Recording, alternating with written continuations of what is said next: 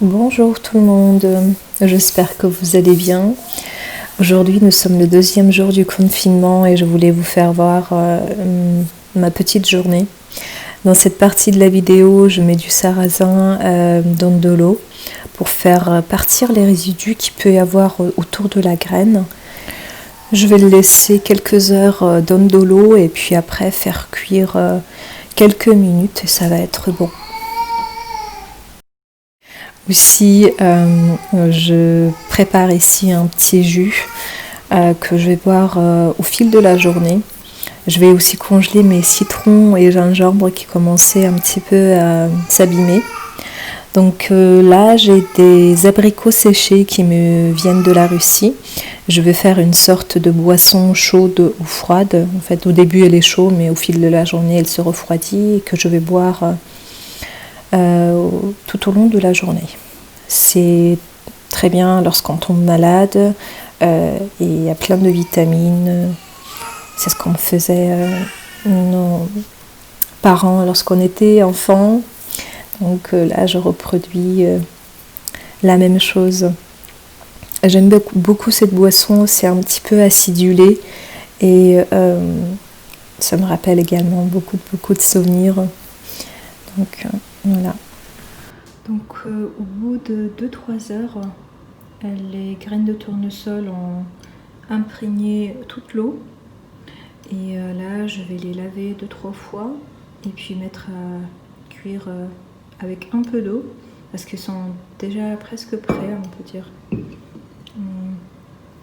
Ils étaient tout durs au début et là, c'est molle, presque prêt pour manger. Juste le laver 2-3 fois et mettre à cuire.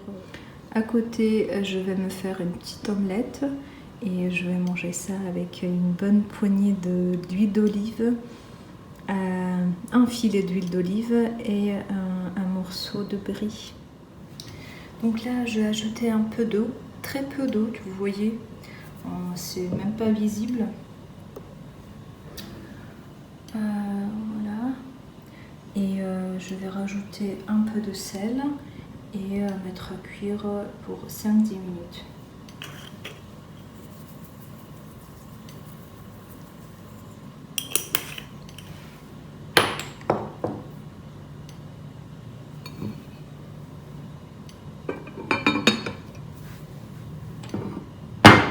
Je vais aussi faire ma petite omelette. Je vous avais parlé des poêles en fonte. En fait, je me suis rendu compte que les poêles en fonte n'étaient pas très adaptées pour les plaques à induction parce que je me rends compte qu'elles chauffent qu'au milieu mais pas trop au bord. C'est-à-dire que ça colle aussi lorsque j'ai un peu de comment dire, lorsque l'aliment est sur les bords, ça ne cuit pas. Donc, je ne sais pas, est-ce qu'il faut un peu de temps? En attendant que le sarrasin est en train de cuire, je vais m'occuper des carottes. Je vais les éplucher et les congeler. Habituellement, je vais couper les carottes en petites lamelles, mais cette fois-ci, j'avais envie de les passer dans une râpe. Mais le souci, c'est que j'ai une râpe très fine, donc ça ne va pas pour les carottes. Et j'ai aussi un truc comme ça, un petit récipient comme ça, avec un couvercle. Et ce couvercle, ici il y a un petit trou, et il y a des embouts différents qu'on peut mettre. Par exemple, là, embout gros, avec des gros trous, des trous moyennes, et ça je ne sais pas pourquoi c'est fait, donc je vais essayer avec le gros et voir ce que ça va me donner. Donc regardez, c'est de ça que je vous parlais. En fait ça colle en dessous là et ça ne grille pas comme il le faut, et à certains endroits vous voyez, ça ne grille même pas du tout. Donc on va voir avec le temps ce que ça va nous donner. En attendant, ma fille s'est réveillée et je voulais vous montrer la façon dont on emmaillote les enfants chez nous en Russie. Alors, il y a quelque temps, une amie à moi m'a rendu visite et on parlait des turbelettes pour enfants. Et je lui ai expliqué que chez nous, on n'utilisait pas de turbelettes pour enfants, mais qu'au contraire, on utilisait des langes et on les emmaillotait de cette façon-là.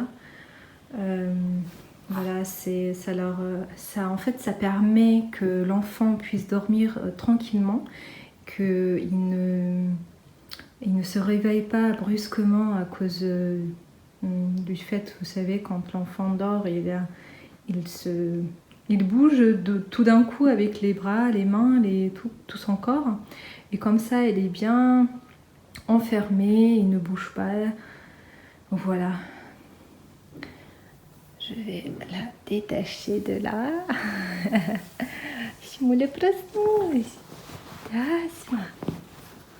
Regardez. Chaque fois que je lui enlève le petit linge, elle s'étire. Et voilà. Elle n'a pas beaucoup dormi, mais c'est pas grave. Donc en fait, ce qu'on fait, on met le bras vers le bas, comme ça. On ferme ça de ce côté-là, très bien, quoi, pour que le bras soit en bas. Ensuite, ce bras-là. Et ensuite, on met ça de l'autre côté pour que ça ne puisse pas s'ouvrir. Et voilà. Dites-moi si vous aussi, si quelqu'un fait de cette façon-là aussi. Donc, ce n'est pas tout à fait ce que je voulais avoir, mais bon, c'est pas très grave. Et voilà ce que nous donne le sarrasin après cuisson.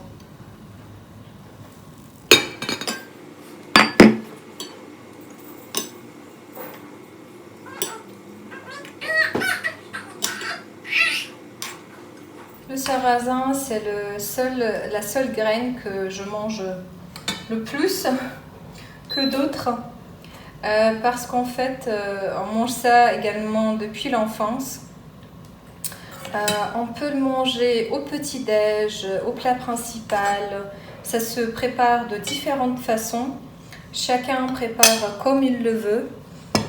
Chez moi, on aime bien le manger de cette façon-là, et par-dessus on met du lait chaud ou froid comme on le veut. Mais moi je l'aime avec beaucoup d'huile d'olive, aussi quelques légumes, des légumes à la vapeur par exemple, et des œufs et du fromage. C'est mon plat préféré, je peux le manger au matin, au petit-déj, le midi et le soir. Les membres de ma famille me taquinent à chaque fois avec le sarrasin. Donc maintenant, je vais ajouter quelques morceaux de brie. Et voilà, c'est prêt, c'est simple et c'est bon. C'est bon gustativement et c'est bon aussi pour la santé, le sarrasin. Je crois qu'en France, on ne mange pas beaucoup les graines de sarrasin, mais je sais qu'on prépare des galettes avec du blé noir. Ici, on appelle ça le blé noir, mais en fait, c'est la farine de graines de sarrasin, le blé noir. En Bretagne, c'est une tradition là-bas. Voilà ce que ça me donne. Un petit plat comme ceci que j'aime beaucoup. Il manquerait aussi quelques tranches d'avocat, mais les miennes n'ont pas encore. Donc voilà, j'ai décidé d'appeler ce plat un plat franco-russe parce qu'il y a du sarrasin que je pense que les Russes mangent le plus, et du brie parce que c'est français. Donc j'ai fini avec les carottes et je vais en même temps préparer le plat pour ce soir. Pour cela, j'ai pris un peu de blanc de poulet, un peu de carottes, des pommes de terre et je vais faire une sorte de comment dire, une sauce, pas beaucoup de liquide.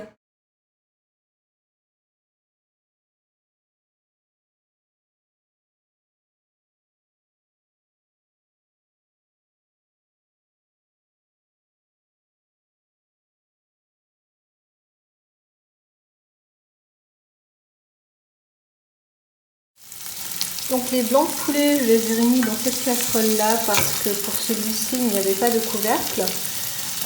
Ils sont bien grillés. À cette étape-là, j'ai mis du sel et du poivre.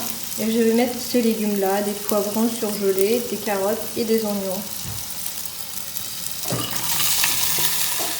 Alors au bout de 5 à 10 minutes, j'ai ajouté de l'eau bouillante, un petit peu de concentré de tomate et là je vais ajouter des morceaux de pommes de terre.